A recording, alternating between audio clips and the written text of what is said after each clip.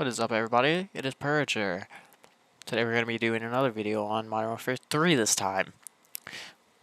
I do want to keep this positive, but I'm going to be honest, straightforward. I don't really like the game. I mean, the zombies are okay, and I'm going to be as positive as possible on this, but I'm going to be also honest.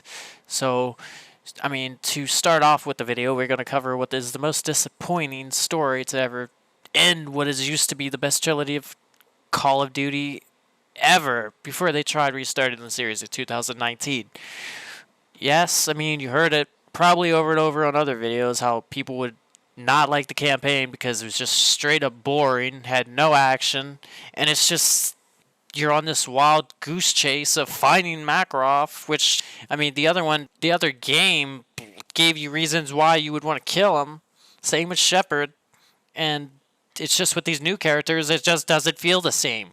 I mean, they redid them horribly, and I'm very disappointed that they decided to reboot the series and then end it like they did. It's boring. It's horrible. I didn't have no action, and worst of all, the Free Fire missions. Oh my god, I hate the Free Fire missions. At first, they were really buggy. It's too open. I mean, yes, you could choose whatever you want and how to approach things, but it doesn't feel fun. There's no action, and it feels like it's just lazy because it's part of the Warzone maps. I don't understand why they do that.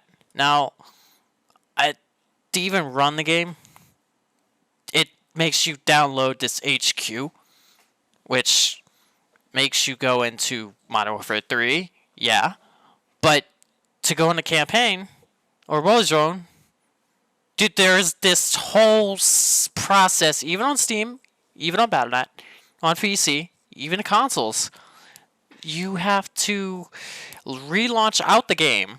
For PC, it closes the game, and then takes maybe like a minute to restart another game. And then you gotta wait for the services, and then you gotta wait for the shaders.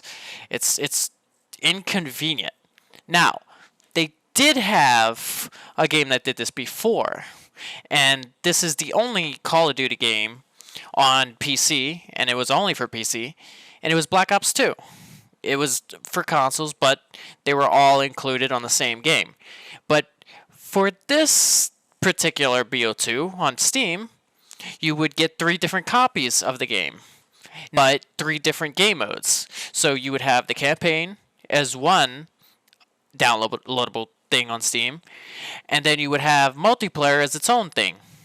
It's sort of like they placed them as DLCs, but instead of having to launch the main game and get into the menu and select that and then relaunch, like you would have to do on either the console or PCs today for Call of Duty HQ, you would end up to be able to choose before launching whatever game mode, so it would be more convenient.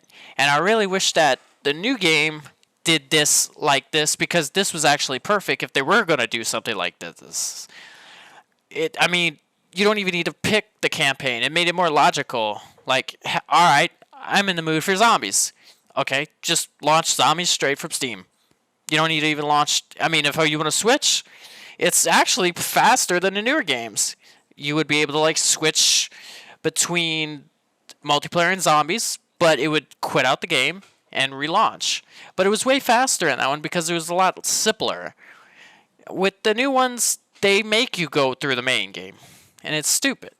Except for Warzone. But if you're trying to play that garbage campaign, you're going to have to launch up the HQ, then you're going to have to relaunch it. And it's just annoying. Okay, we're going to go a little positive here. Multiplayer. I mean, if we're going to get into multiplayer, it was alright. Yes, there's not that many weapons. There's all the same maps from original Modern Warfare 2, which is not a good thing because there's nothing new, but it's not a bad thing. And to be honest, I love having the old maps, finally, but it should have been in Modern Warfare 2. It should have been in the actual reboot of Modern Warfare 2. But besides that, I do like how you can use Modern Warfare 2 of this era's weapons and the Modern Warfare 3, but it gives them an excuse to not add new ones until the passes. Now, for me, who has 2 jobs and 3 if you count this one, it's a little hard to get those passes all the time. So you're not always going to get the new content, and on top of that, you need to pay for the pass to get all the cosmetic items. Now you can also get COD points and just re-roll them, but that's if you play and get those COD points. It's not beneficial for the working man, but it's good for all the people who may stay home.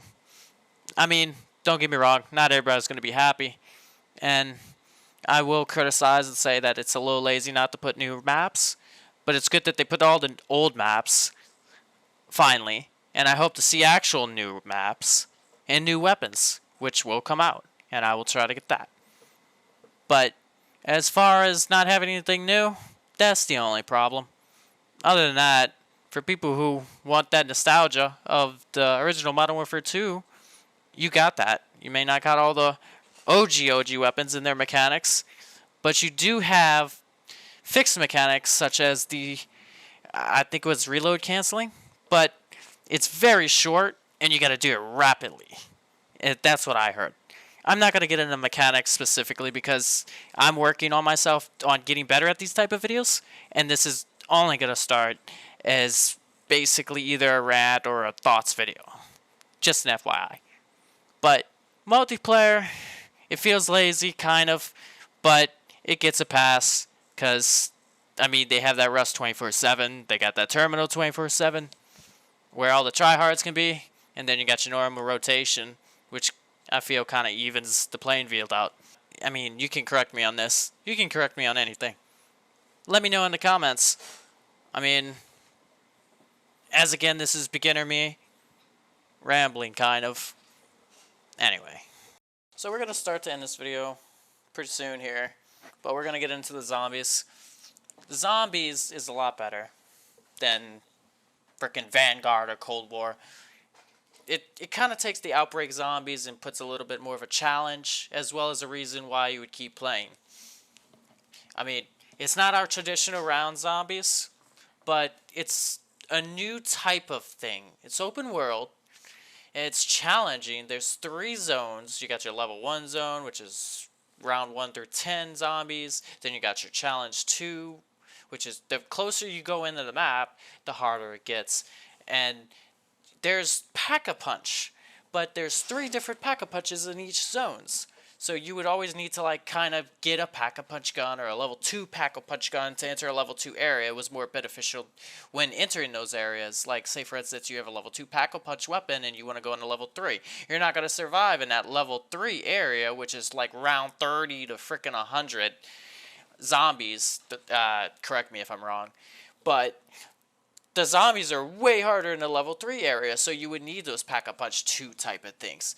But they make it in a way that you can't do it all in one game. You have 30 minutes total, well, as far as the circle not closing, then you got an additional 15 minutes after the circle is supposed to be closing. So all in total you get 30 plus 15 minutes to play this game. It gives you enough time to gather stuff, fight some zombies. You could take your time, go loot, try to get better weapons to enter that level 3 in another game rather than doing it all one game. And the thing that makes the zombies more entertaining and more challenging about this is the fact that you can extract from it, similar to DMZ, which this is basically DMZ, and you could just say for instance, I'm going to level 2 area. I'm not ready to go to the level 3 because I'm chicken as hell. And, alright, I'm going to step it up a notch since I'm a noob. And I went from a level 1 area. Now I'm going to go to a level 2 area. Well, I need a level 1 Pack-a-Punch. Go to level 1, get the box, get some perks.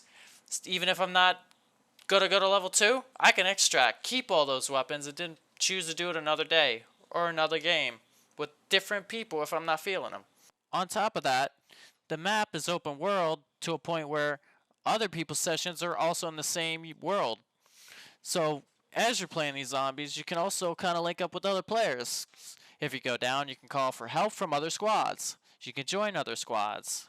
So that's another thing that makes this whole thing interesting. But another argument that people could have is that this is lazy and all this is really is a Warzone map. It's a DMZ map, but I don't mind it.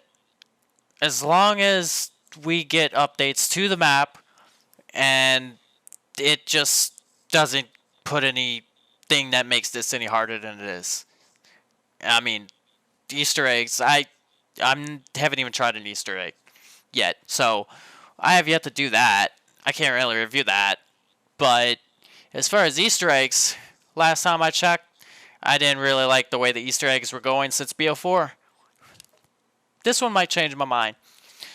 Let me know if you have completed the Easter egg, or if you like the Easter egg, or you think it's too hard. Let me know what you think about this game. And I'm going to wrap this video up. And I hope you enjoyed. Please comment anything that may help me to get better at this video. And I'll see you guys for the next video.